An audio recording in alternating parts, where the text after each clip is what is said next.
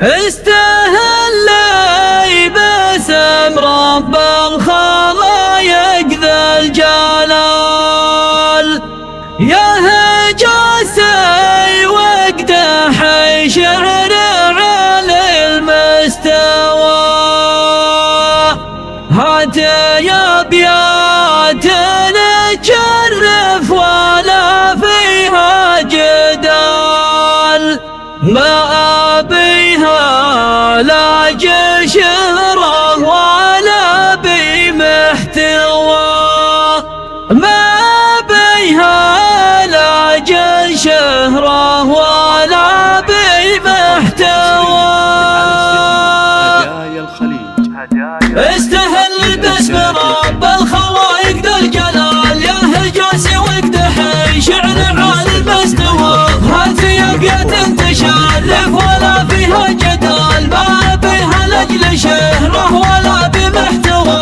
في مقام ابو عبد الله سعد ما في مجال غير للقف اللي تاثيره فوق الدواء. مرحبا يا من تحلى المسافة الطوال، ما حل من محبه وتقدير اللواء. مرحبا باحباب واصحاب وفينا خصال، والزمان اللي من سنين تجمعهم سوا، والزمان اللي من سنين تجمعهم سوا. في تقاعدها متى العز شيل الثقال، هذا ابو عبد الله اللي من المجد ارتوى. كل مدح في سعود ابن عبد الله يقال، نابع من قلب الفخر بفعول احتوى. خدمته في القاعده الجويه مضرب مثال، للوفا الصادق والاخلاص في صدره هوى. هام في حب الوطن والقياده ما يزال، يربطه بالمملكه رابط ايمان وهوى. من 3 عقود وعزومه فوق الجبال، همته يبلغ بها كل ما يهلى نوى. همته يبلغ بها كل غايه لا نوى. كم تقلد بالمناصب قياديه وشال، من حمول ما لها الا شديد القوى. كان في كل المناصب كفو في كل حال، ما طلب الا رضا اللي على العرش استوى.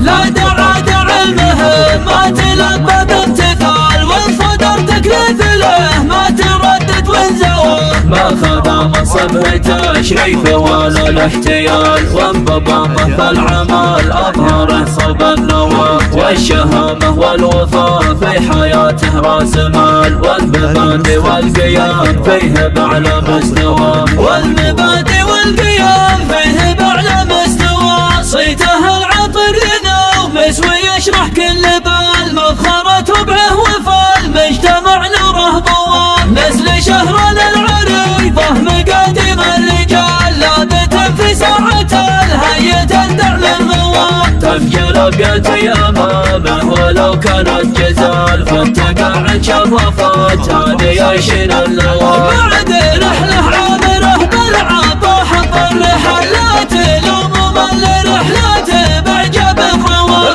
ربنا يكرمه بالخير وابلغ المنن، ولا يرى في عمره احزان واشواق وجوى. واساله بالصحه يمده سنين طول، والهنا والبهجه ترافق ايامه سوا. والهنا والبهجه ترافق ايامه سوا.